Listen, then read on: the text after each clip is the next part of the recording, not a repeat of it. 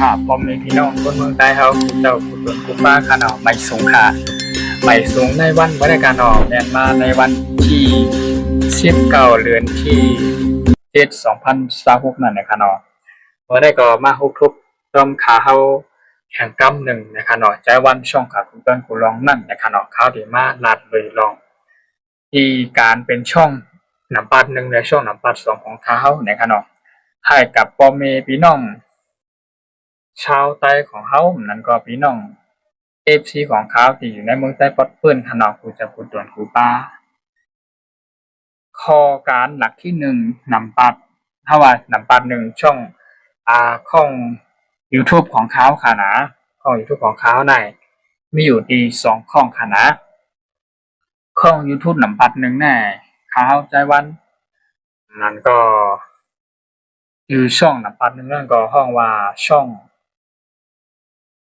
ใต้เฮ็ดเขาพักมันก็แต่ไม่เป็นความอังเกตก็ใต้พูดชาแนลนะครับเนาะแล้วก็ทางเป็นภาษากรรมไทยก็ทำอาหารพื้นบ้านคนใต้นะครับเนาะเดี่ยวก็ลิกใต้ก็เป็นว่าเฮ็ดเขาพักคนใต้เนี่ยนั่นก็เป็นช่องหลักของเขาเนาะครับที่มาเปิ้นผ่าวปันพ่อแม่พี่น้องเขามาทราบแรงนี่พ่อแม่พี่น้องเขาหนังหรือโปรติไลฮู้เกี่ยวกับไปลองช่องของเขาใจวันช่องข่าวเพิ่งต้นกูร้องในะเห็นกามีอย่างอันนี้เป็นช่องสำรองของเขาค่ะนะแล้วก็ช่องที่นำปัดหนึ่งก็นั่นก็ห้องว่าไต้พุชแนลนะครับเนาะทำอาหารพื้นบ้านคนไต้นั่นก็เฮ็ดข้าวผัดคนไต้นั่นนะครับเนาะช่องนั่นเขาตั้งใจไว้เสเฮ็ดออกมาเกี่ยวกับไปลองวัฒนธรรมดังเดิมของเขานะครับเนาะอันในช่องหลักๆเขานะครับที่ใช้เป็นตัวทั้งภาษาอังกฤษนะทั้งความอังกฤษทั้งความไทยทั้งความไต้ในขณะมีอยู่ที่3 ภาษาในขณะ3 ภาษาในกำนำค้าก็ได้ลัดเป็นภาษาความไทยในขณะในช่องนั่นเป็นช่องหลักของเขาช่องนั่นก็มีFCของเขาติดตามกันเขามีอยู่ที่2เห็นแต่ปากปลายขนาด3เห็นก็ช่องเฮ็ดข้าวผัดคนใต้ช่องที่ว่าเนี่ยทำอาหารพื้นบ้านคนใต้ช่องในคณะข้าวที่กำลังข้าวที่มาลาดไปลองเกี่ยวกับไปลองวัฒนธรรมของใต้เฮาเมนูดังเดิมของใต้เฮามันก็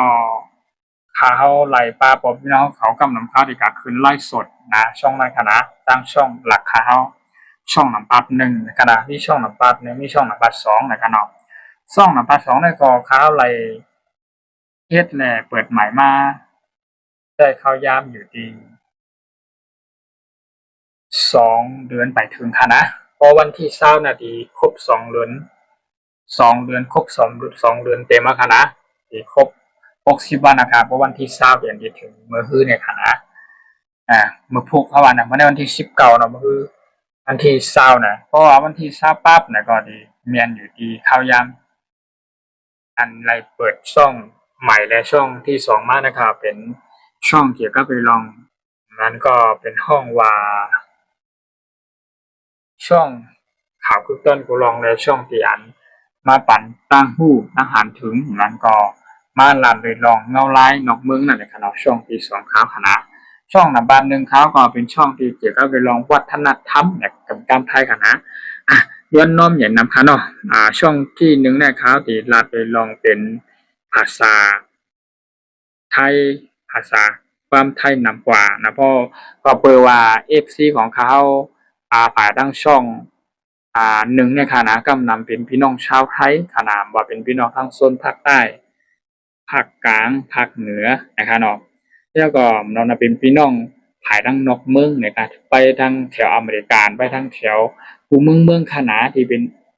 FC ของเขาในช่องนำปัด1เนี่ยค่ะนะมีทั้งพี่น้องคนใต้ของเขามีทั้งพี่น้องกูเจ้าคือค่ะนะมีทั้งพี่น้องกำนันเป็นพี่น้องชาวไทยนะพี่น้องคนไทยคนเมืองค่ะนะที่อยู่ในช่องหลักของเขาช่องนำปัด1เนี่ยค่ะนะเพราะว่าเขาเป็นคนที่รักษาพิงเงพิงทุ้งนะครับเนาะแล้วก็หนังหือปกติไลมีช่องเป็นหลัก มันก็เกี่ยวกับเรื่องวัฒนธรรมของใต้เฮาพิงเงพิงทุ่งของใต้เฮาหนังคือโพแต่ไรเป็นตีปอมมีพี่น้องกูเจ้าคือกูวันกูมึงกูเอื่นกูแหลนกูตีไฮโปไรกูจักความเป็นอยู่ของพี่น้องคนใต้เฮาชาวไทยใหญ่เฮานะครับเนาะช่องในคณะช่องหนังช่องที่หนึ่งคณะช่องที่หนึ่งในคณะหนังคือโปรแต่ไรเป็นตาพี่น้องกูเจ้าคือนะไฮไลท์กูจักพี่น้องคนใต้เฮาน้ำหนังคือคาเฮาก็เป็นพี่น้องคนใต้ก็หนึ่งต่างแต่เฮาก็เรียกก็ถึงก็ใหญ่มาไหนขาวก็มีปลายวุ่น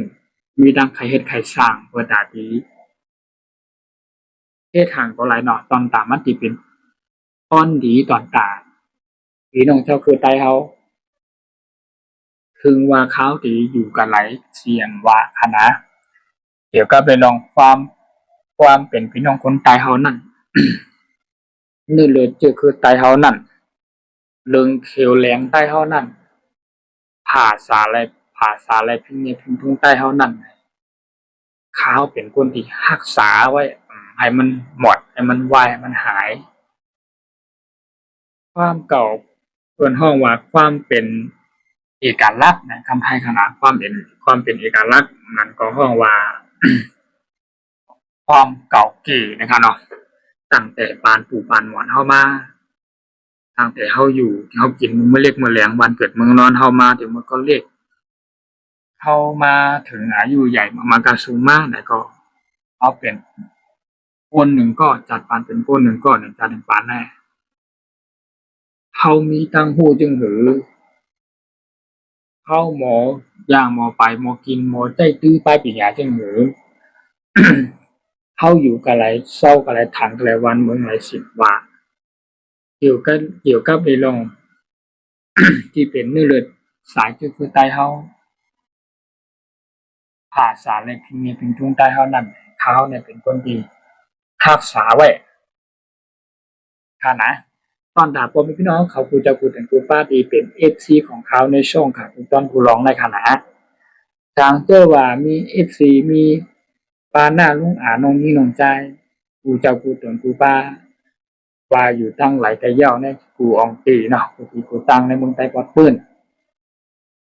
จำได้เขาก็ยื่นน้อมใหญ่นำเอ็ดนิงคามังก้ามขาที่รัดเป็นภาษากำไทยเขามาเพราะว่าก็เปิดว่าในช่องนำบันหนึ่งหรือช่องหลักของเขานั้นเอฟซีของเขาเป็น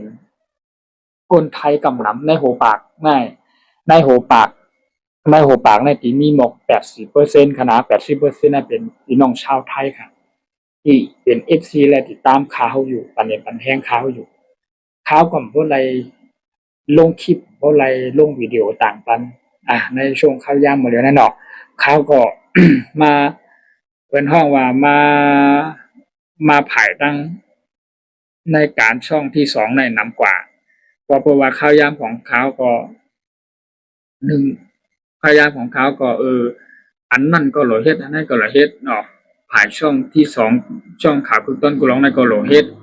ผ่ายทั้งช่องหนังปาบหนึ่งช่องแล้วก็ช่องเฮ็ดข้าวผัดคนใต้ช่องทำอาหารพื้นบ้านคนไต้เนี่ยกันเนาะภาษาเป็นความอังกฤษก็ไต้พุทธชาแนลนะครับเนาะ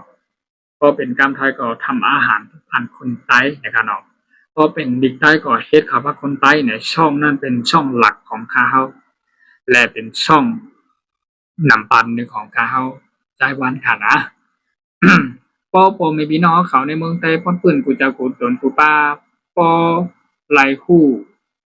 และเข้ากับติดตามปันนะก็พี่น้องเขากูจะกูโดนกูป้าในเมืองไต้ป้อนปืนเจไล่เข้าใจเขาว่าเขาเปลี่ยนคนจึงหือเปลี่ยนเขามาลั่นเลยลองเกี่ยวกับไปลอง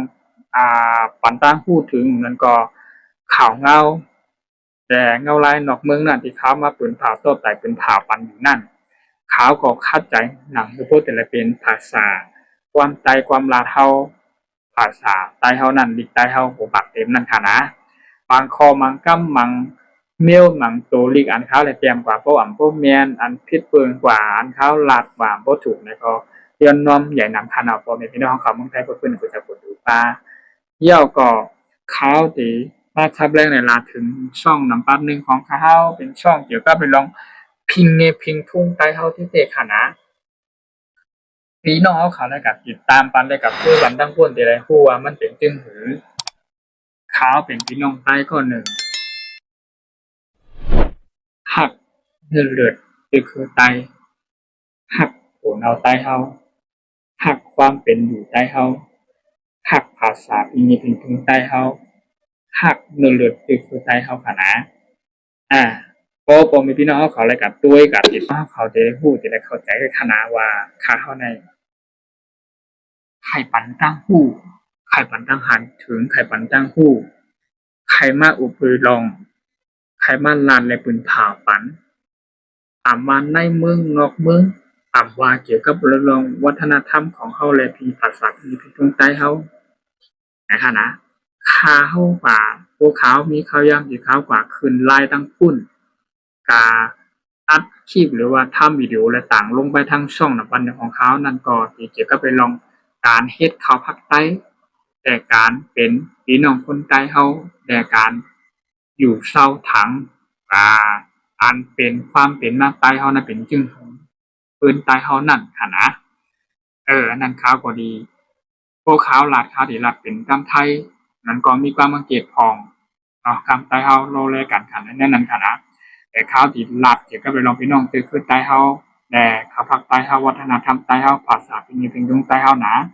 ข้าวที่รัดหนังคือให้พ่อแม่พี่น้องต่างบ้านต่างเมืองต่างต่างคือผมป้ากูเจ้าคือพวกแต่ไรฮู้ว่า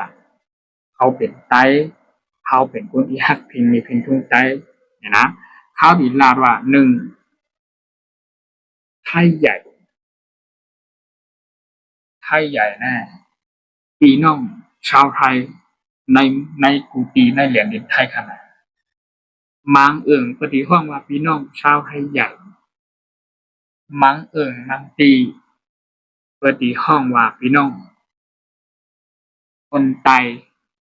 มังเอิงมังตีปฏิห้องว่าพี่น้องชาวชนเผ่าหรือรัชฉานนะครับนะข้าวในพวกข้าวกับลาบเตดังปุ่นว่าข้าวเกี่ยวกับขึ้นไล่สูตรน้ำนั้นข้าวเกี่ยวกับอัพเป็นที่เป็นอยู่ลงไปไหนพอเมพี่น้องเขากับเป็นแห้งข้าวทั้งปุ่นและติดตามปันไรฮู้ว่าข้าเข้าใจวันก็ในขณะไรเหตุการณ์ไปปุ่นสุนโตข้าวก็เลยขณะข้าวในเป็นก้นปีใครติดโซนปันไทยพี่น้องเจ้าคือใต้เขาก็ไรฮู้ไรหันข้าวหนังอันข้าวมีปิญญาตั้งหูกาหันอาหารถึงใจก่อข้าวที่มาโตไต่ลาดปันตั้งหูแน่หนึ่งเฮาตายกว่าย่าเฮาความไรค่ะปิญญาเฮามีก็มีไปกันนั่นก็เพราะเฮาไม่ใจตาปิญญาย่อมปันไผผู้อยู่ก็เร็วนั้นตายกับกรมมีไผเอากับจอมขนาพบในเชลข้าอันนั้นข้าวมีตั้งหูตั้งหันถึงกูเจียงกูติกูลังกูเมียวนั่นก็เกี่ยวกับไปลองเสือปืนใต้เฮาความเป็นใต้เฮาหนังข้าวตีเฮ็ดไหลปันค่อนดีตอนตาคือใต้เมืองใต้เฮากะเจ้าคือใต้เฮากะคือเสียงใต้เฮากะไหนจอมหนังอันข้าวเฮ็ดเป็นไรนั่นปีกหญ้าตาหวนข้าวไม่อยู่นั่นข้าวก็เฮ็ดปันลาปันเฮ็ดปันขี้ปันต่างวิดีโอกันลงกว่านำค่ะว่าเป็นตั้งช่องบัด1ช่องบัด2ของข้าวค่ะนะพวกช่องบัด2ก็เกี่ยวกับไปลองข่าวเงาคือตอนยามตันเนี่ยเกี่ยวกับไปลองข่าวสารวันเมืองป้าแดงช่องปัดหนึ่งของเขาก็นั่นก็เป็นช่องหลักของเขาก็เป็นช่องเกี่ยวกับรองเฮ็ดเขาพักคนใต้หรือว่าช่องทักษะที่มีเป็นตรงใต้เฮาในขณะช่องในขณะใครให้พอมีพี่น้อง FC ของเขากูจะกูเดินกูป้าที่เป็น FC ของเขาในช่องข่าวกูต้นกูร้องในหนังคือพวกได้ฮู้จักตัวเต้ของเขาเป็นจังหือและเขาเป็นคนที่มาลาดข่าวมาอ่านข่าวข้อมูลข่าวสารอยู่ทุกวันนั้นปืนเผาลาบในปันพี่น้องเขากูจะพูดถึงกูป้าในเมืองใต้ก็ปืนขนาดก็เลยพูดจัก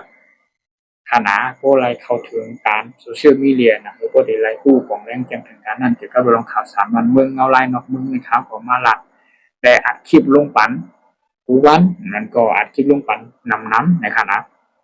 นะคือพอได้ต่างลงวิดีโอลงไปปันพอพี่น้องเขาด้วยน้ำในขณะก็อันก็ยินโจมขอบใจนำที่เข้ามาปันข้างข่าวทางช่องเลย แข่งช่วงของข้าวช่วงหนับปันหนึ่งนั่นก็เป็นช่วงที่ขาเขาไล่เปิดมาไล่เข้าตั้ง4 ถึง 5 ปีนั่นก็เป็นช่วงที่ข้าวหักช่วงนั้นเป็นช่วงที่การข้าวตั้งมีตั้งคัดใจตั้งใจไว้แต่ความใต้เขาเป็นห้องว่าจังยิงอ่านมีตีไหลตั้งคัดใจมีตีไหลก็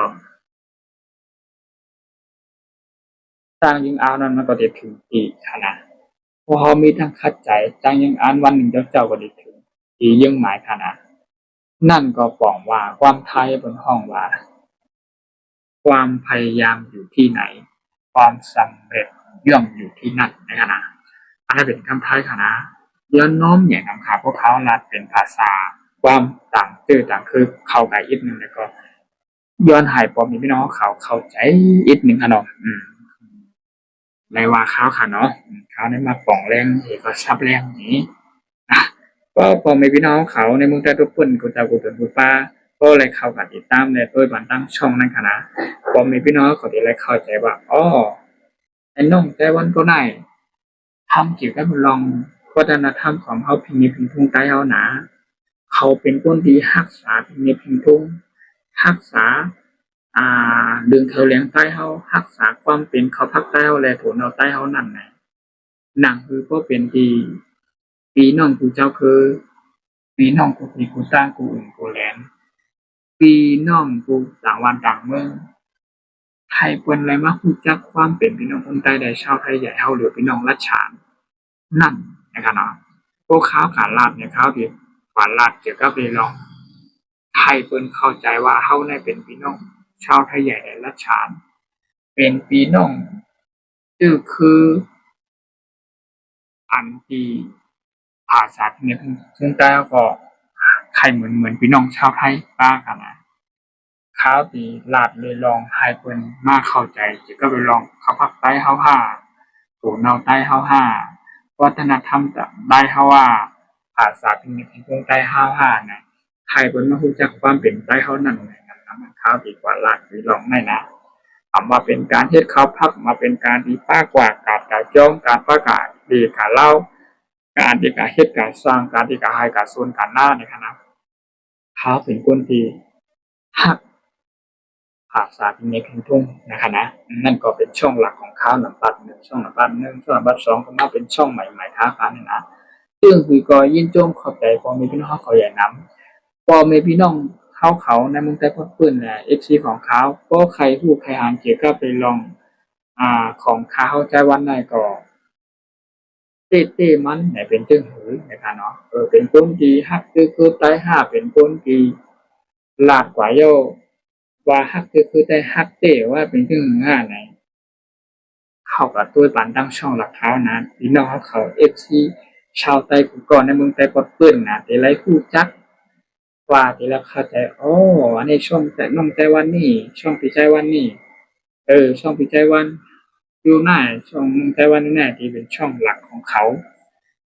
ช่องนังปัดหนึ่งใต้พุทธแนลนะการมังเกขนา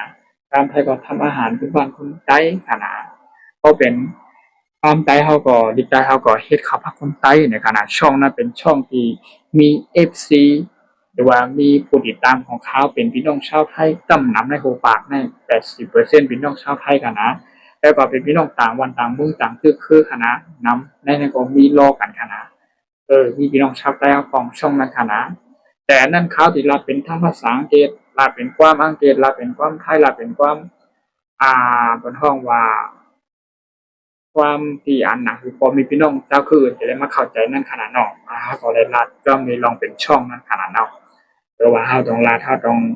ปล่องแรงนี่เปิ้นว่าเป็นจึงหือในขนาดนอกก็ไปประมาณในช่องที่2ช่องข่าวคือต้นกูลองช่องได้เป็นข่าวเฮ็ดเปิดตาพอมีพี่น้องและข่าวเฮ็ดวิดีโอตัดหรืออัดคลิปเปิดตาที่ให้พอมีพี่น้องในเมืองใต้เฮากูตะกูลป้าในเมืองใต้เปิ้นสิได้เข้าใจฮู้ถึงว่าความใต้หูปากเต็มตัวหนังสือใต้หูปากเต็มเขาก็มาเขาจิเตรียมลงกว่าต่างลงกันในวิดีโอห้ามว่าเขาจิลาดกว่าเนี่ยกั้มปันน้ำเลยกั้มไปอีกดีห้าดีเขาดีลาดเป็นความไทยเขามาโลแลอีกหนึ่งกั้มอังกฤษเขามาโลอีกหนึ่งนะกั้มนำเขาดี หลักเป็นความไปมูลมดขนาหลีกใต้มูลมดขนาช่องขาวช่องน้ำปลาสองนะครับติดใส่ใต้มดขนาดิกไทยหนึ่งนี่ขนา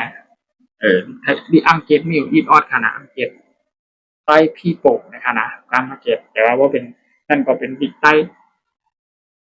ขาวคือต้นคือร่องนะคะนะแล้วก็เป็นใต้พี่โป่งช่องที่สองขาวนะคะเป็นอะไรเปิดมาไล่เมื่อวันที่เช้าเมื่อวันที่เช้าเมื่อเหลือนป่วนมาขนาเหลือนป่วนมาเดือนไปเอาค่ะเดือนไปกึ่งเดือนปีไรสองเดือนนะขนาโปวันที่เช้ามือผูกแน่ครบ60 วันแต่2 เดือนเต็มๆขนาดเขาก็ยินจนขอบเตนำที่มีปอมมีพี่น้องFCของเขาที่เขามาปั่นแห้งเขากดไลค์กดแชร์กดหิ่งบันเขามักติดตามข้อมูลข่าวสารเกี่ยวกับเรื่องช่องในคณะยินจมขอบเตนำคณะปอมมีพี่น้องเขากูจะกดเด็ดกดป้าคณะตอนตาพี่น้อง FC ของเขาในช่องข่าวคือตอนกูร้องใหม่ในคณะแล้วก็อย่าลืมเข้ากากดไลค์กดแชร์บันนี้บันแห้งเขาในช่องแทงช่องหลักของเขาช่องนับบันนี้นั่นคณะเป็นช่องทำอาหารเป็นปั้นคนไทยในคณะอะไรฮู้จักข้าวตูข้าวเป็นจึงหือความเป็นข้าวเป็นจึงหือในข้าวก็พี่น้องคนใต้เฮามันก็อันนี้มึงแต่ก็ปื้นเพิ่นก็จะได้ฮู้จักนั่นน่ะนะว่าเอาช่องไหนเป็นก็ได้เป็นน้องไต้หวันนี่เป็นพี่ไต้หวันแน่มี2ช่องน้ำปัน1ช่องน้ำปัน2นะคะเนาะโอเคครับก็เลยมาลัดนี่ซับแรงนี่นะคือพอมีพี่น้องเขาบ่ได้เข้าใจอะไรของแรงกันในขนาดเนาะไปส่งกูก็ขนาดแต่ว่ามันก็ยิ่งจงขอบใจเย็นนำค่าในวันที่19เดือนที่7 2026นั่นนะครับเนาะนั่นอยู่ในวันอาทิตย์นะครับเนาะไว้มาพบกันใหม่ตั้งวันถึงนะครับเนาะวันพบมื้อคือกว่านะครับเนาะมาพบกันแทงคำนึงเดี๋ยวก็ไปลองข่าวสารวันเมืองข่าวก็ดีมาอัปเดตลงวันใหม่ๆนะครับเนาะผมพี่น้อง FC ก็หลายที่กันติดตามปันช่องนำปันหนึ่งของเขานั่นก็ช่องให้เขาพาคนใต้นั่นก็อะไรเกี่ยวกับจักเกี่ยวกับลองในกลุ่มของใต้เขานั่นเองเอาเลยอัปโหลดลงกลางไว้ต่างไว้วิดีโอนำนะครับเนาะวิดีโอนั่นมีอยู่ที่8 ภาคไปจำหนึ่งเพลงวิดีโอนะช่องหลักของเขาค่ะเนาะ